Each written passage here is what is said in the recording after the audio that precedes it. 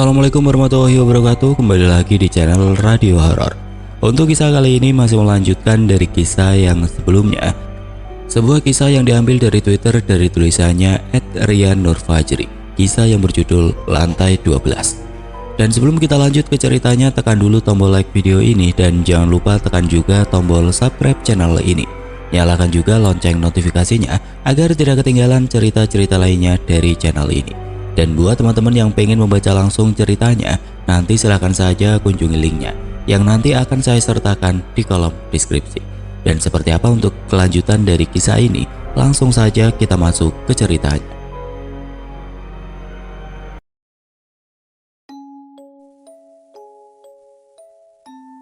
Hari ini adalah hari pertama saya kembali masuk kantor.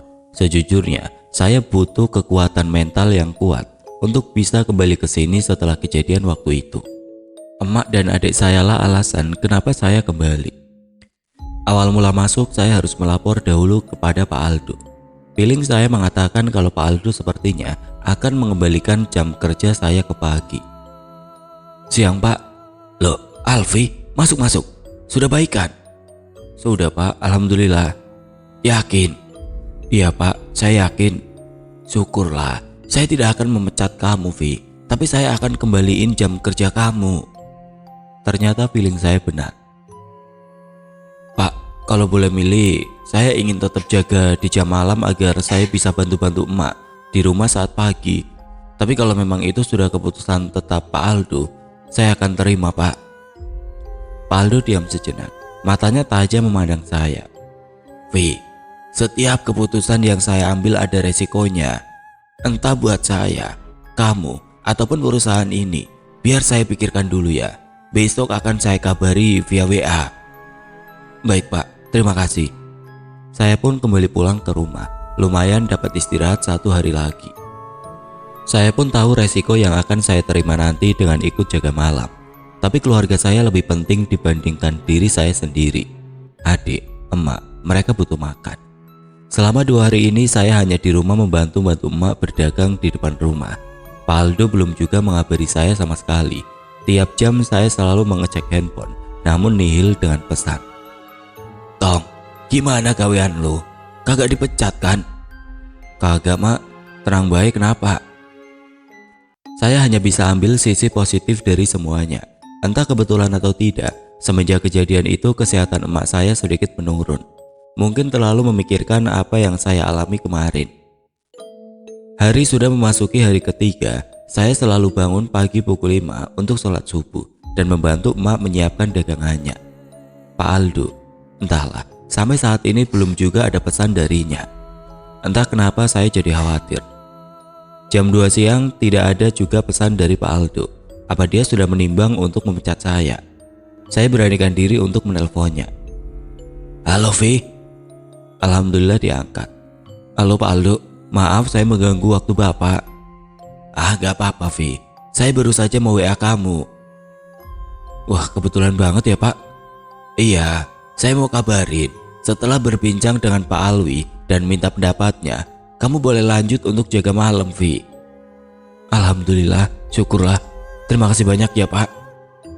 Terima kasihlah sama Pak Alwi yang sudah ngeyakinin saya Vi. Baik Pak, mulai besok saya akan masuk ya Pak. Oke Vi. Pak Alwi, terima kasih banyak. Entah kenapa saya merasa seperti hidup kembali. Saya senang, satu-satunya mata pencarian tidak hilang. Saya hanya ingin pesan. Bersyukurlah dengan apa yang kalian miliki sekarang. Pekerjaan, keluarga, kendaraan. Di luar sana banyak yang tidak seberuntung kita. Jam menunjukkan pukul 2 siang. Saya bersiap-siap untuk berangkat ke kantor. Tiba-tiba emak datang ke kamar. Tong, jangan lupa lu doa ye. Emak doain supaya rezeki lu lancar. Kalau ada apa-apa, kudu tetap kuat ya Tong. Iya mak, doain yang baik-baik aja buat Alfi. Iya, sholat lu jangan lupa. Iya mak. Saya tipe orang yang nurut sama emak. Semenjak kepergian Babe, saya bersumpah buat jaga emak dan adik saya. Saya meluncur ke kantor. Excited tapi ada sedikit deg-degan juga. Sampai di kantor saya langsung menghadap Pak Aldo dulu. Laporan kalau saya udah siap buat lanjut kerja lagi. Belum sampai ruang kantornya, ternyata Pak Aldo ada di depan kantor. "Sore Pak." Vi, iya sore. Gimana? Udah siap jaga malam lagi?" "Udah Pak, lahir dan batin saya siap." Kenapa saya berasa jadi kayak mau uka-uka ya? Setelah itu saya meluncur ke ruang ganti. Ternyata udah ada Pak Alwi di sana. "Loh Vi, udah sehat lo?" "Udah dong Pak, mudah-mudahan." "Siap jaga malam lagi? Mental gimana?" "Insya Allah kuat Pak." Jujur saja saya nggak yakin sebenarnya. Saya nggak tahu apa yang akan nanti terjadi. Saya juga nggak tahu apa yang akan saya lihat nanti. Yang di pikiran saya cuma, kalau ketemu yang aneh-aneh lihat nanti aja deh. Tapi saya niatin, kalau ketemu harus kuat. Setelah mendapat pengarahan dari Pak Aldo, kita langsung menuju pos jaga masing-masing. Kalian tahu, sialnya saya langsung dapat kagak di dalam, ya di depan lift. Nyali, cukup ciut, tapi mau gimana lagi? Saya tolak pun bisa kena marah oleh Pak Aldo, terpaksa saya turuti. Untung saja teman jaga saya nggak berubah, masih sama Pak Alwi yang menurut saya cukup bisa menenangkan. Ini adalah hari ke-7 saya setelah kembali masuk ke kantor. Percaya atau tidak, selama seminggu itu saya sama sekali tidak mendapatkan gangguan. Cukup aneh memang. Tapi bukan berarti saya jadi santai. Mungkin saja mereka lagi gak mood buat gangguin kan, atau menyepelekan saya karena penakut. Jadi buang-buang energi mereka saja nakutin saya. Mungkin. Hari ke-8 pun begitu. Gak ada gangguan sama sekali.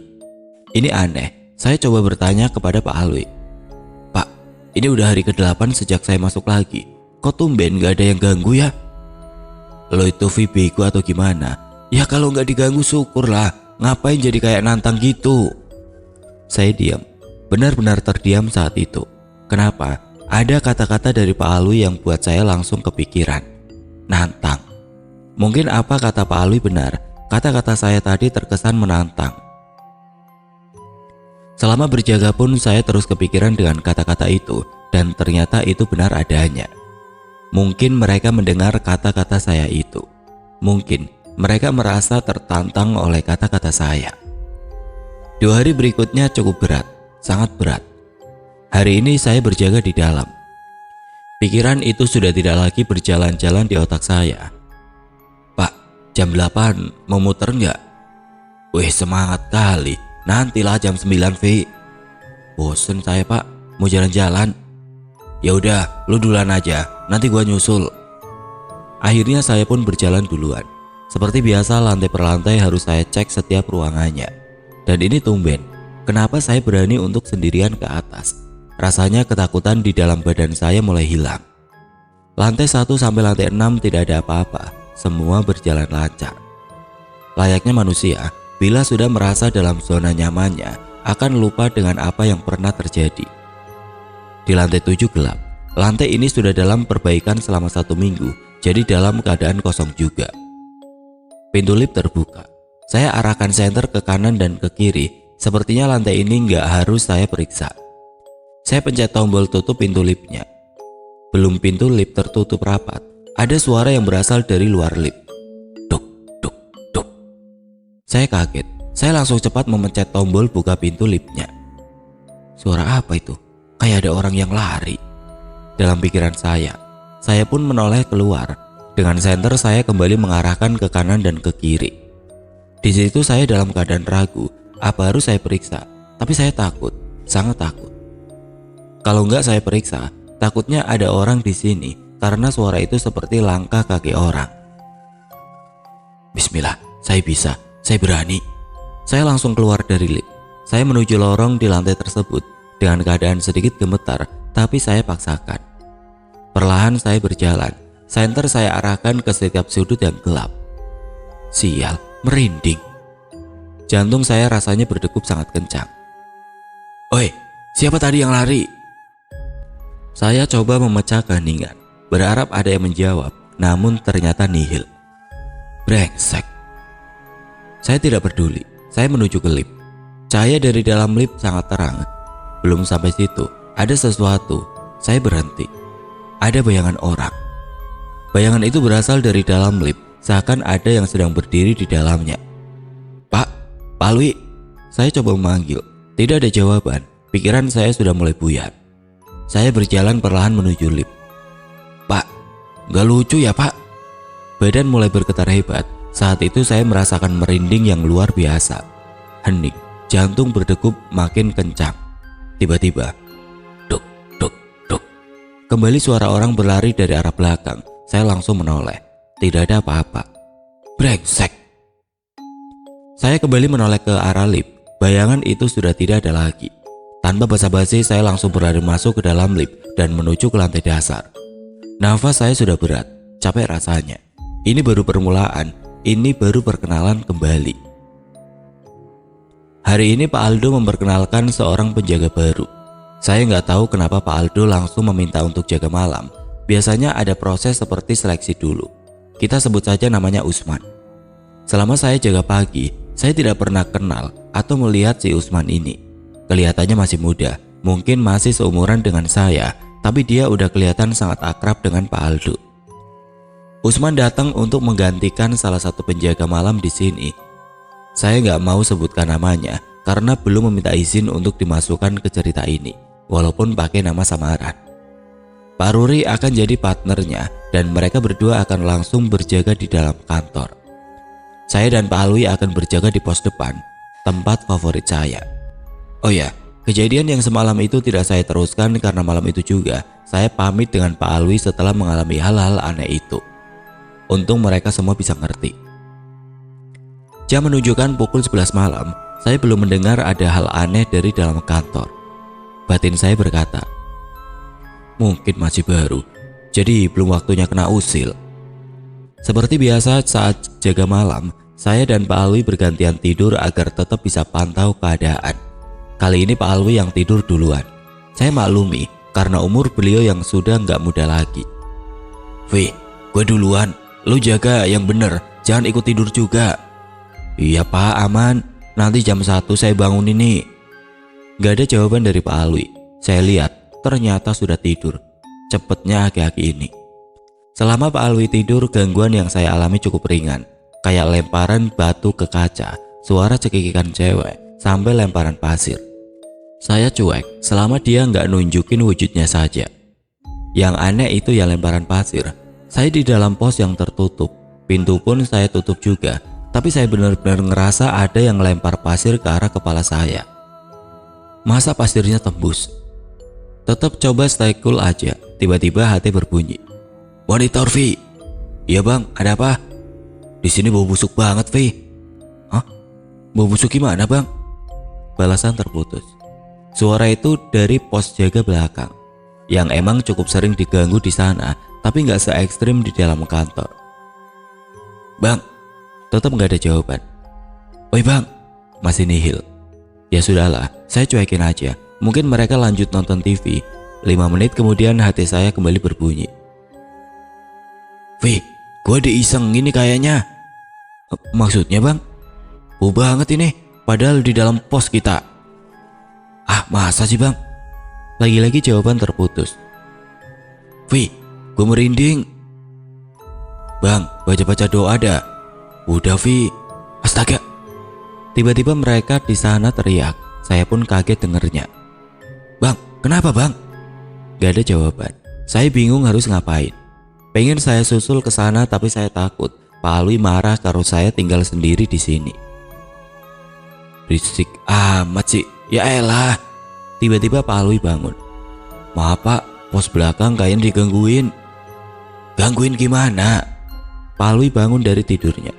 Tadi mereka monitor dari HT, katanya ada bau busuk di dalam posnya.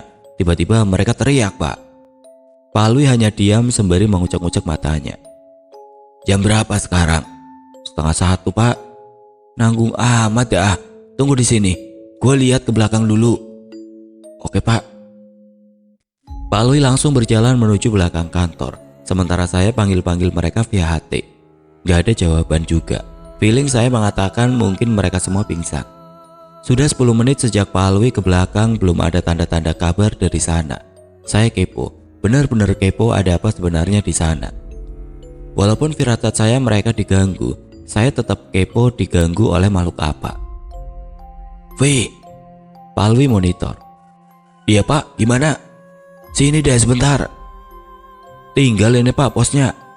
"Iya bentar aja." Saya langsung jalan menuju ke belakang. Sesampainya di sana saya kaget bukan main karena ngelihat badan mereka ada di luar posnya dengan posisi tengkurap. Kelihatannya mereka pingsan. "Pak, ini kenapa?" Jujur saya panik waktu itu ngelihatnya. "Udah, bantu sadarin mereka dulu." Oke Pak."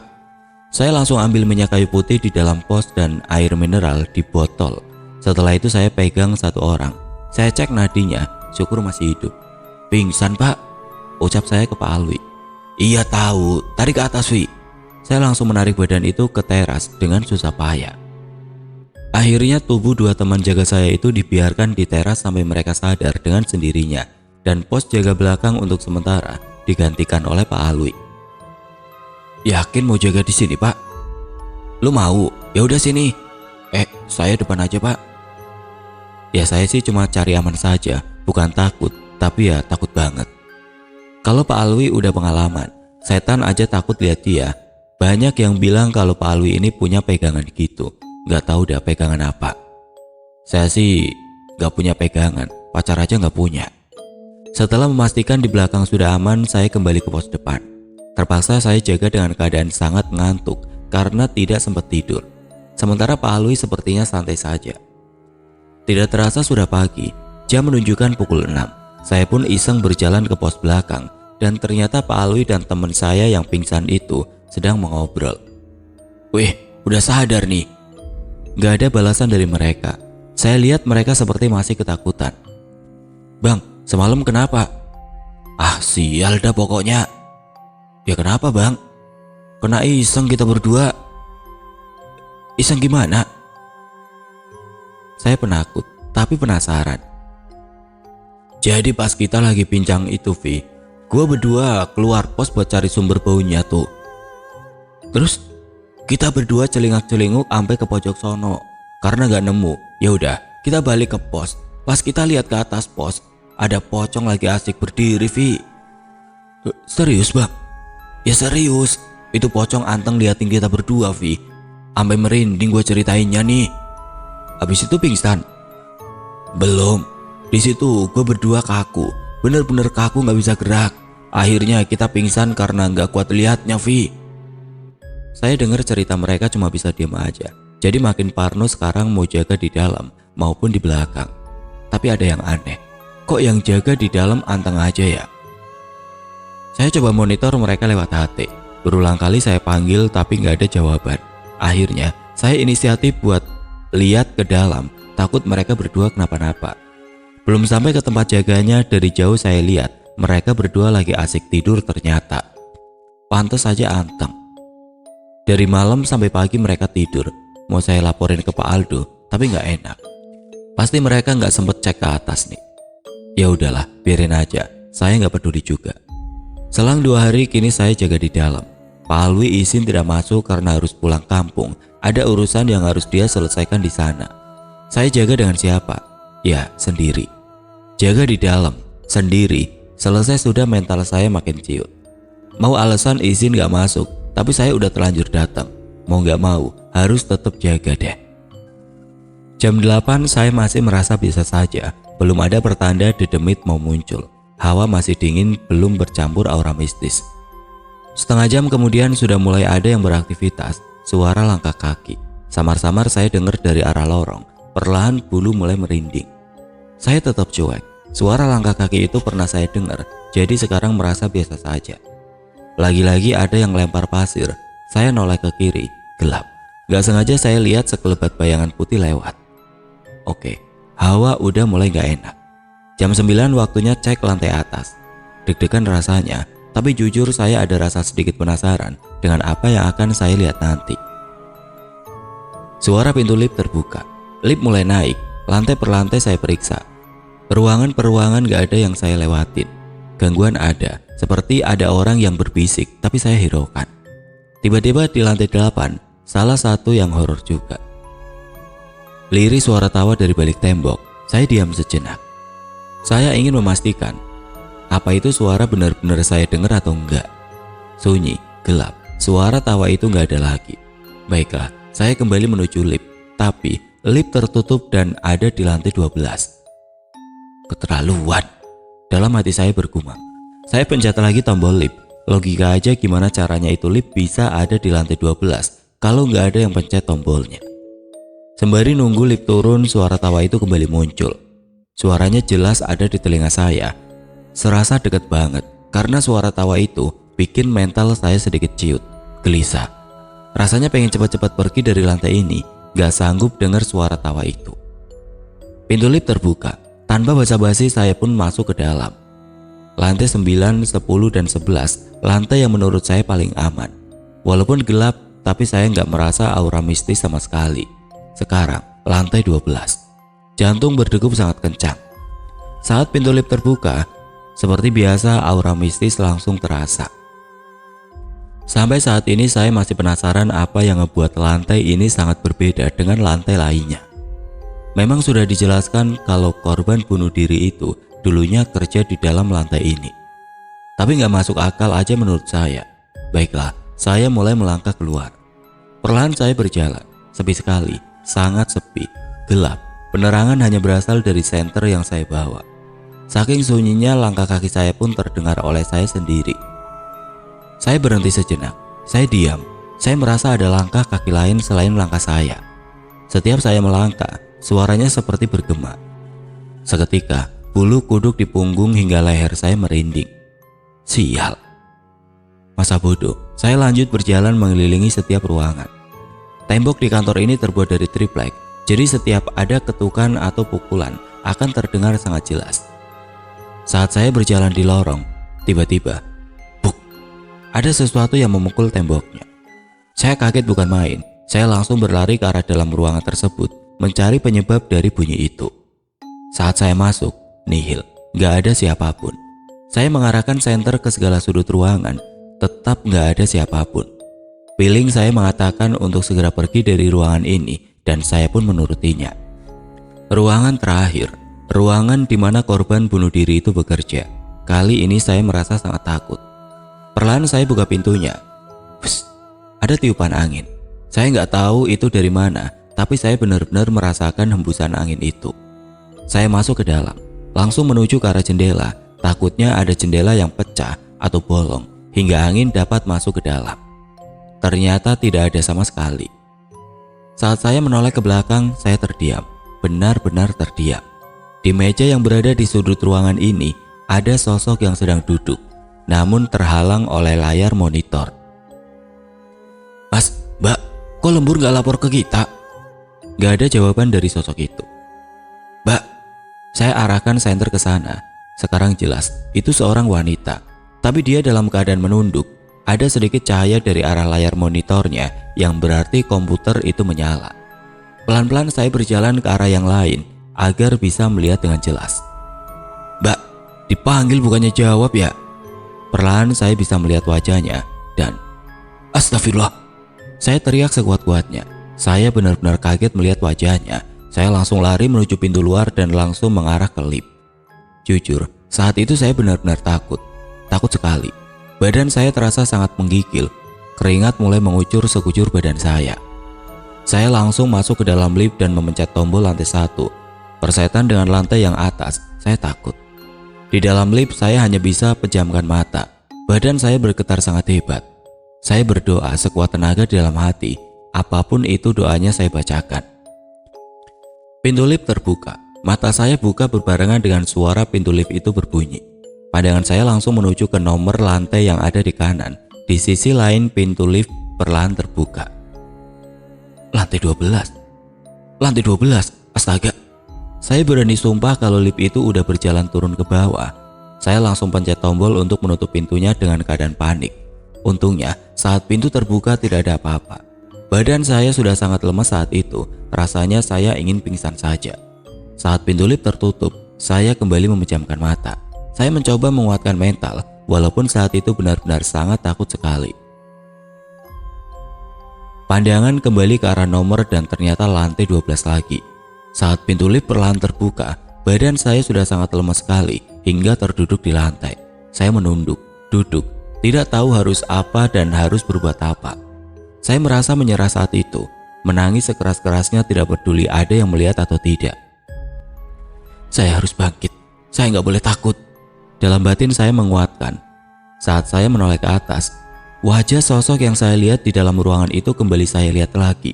Kini sosok itu ada di depan pintu lift. Saya diam, pandangan mata saya terpaku ke arah wajah sosok itu. Lemes namun badan ini tidak bisa jatuh ke bawah. Mata ini tidak bisa terpejam.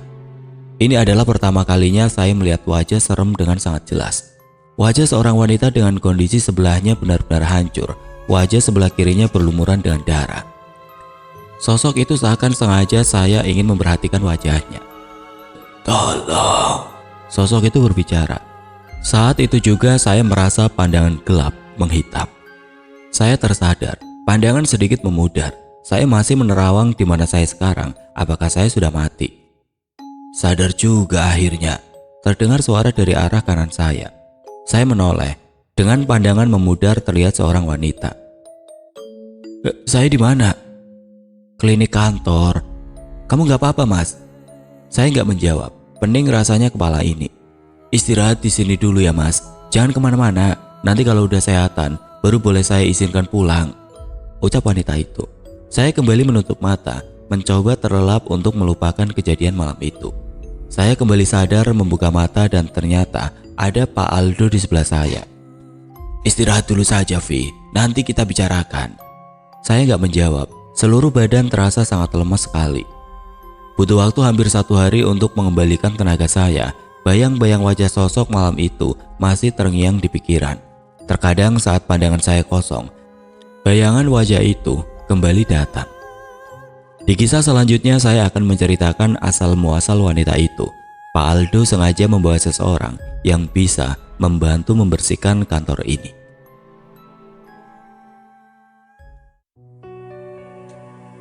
Oke teman-teman, sampai di sini dulu ceritanya. Nantikan kelanjutan kisah ini di video berikutnya. Agar tidak ketinggalan, klik tombol subscribe channel ini dan nyalakan lonceng notifikasinya. Wassalamualaikum warahmatullahi wabarakatuh.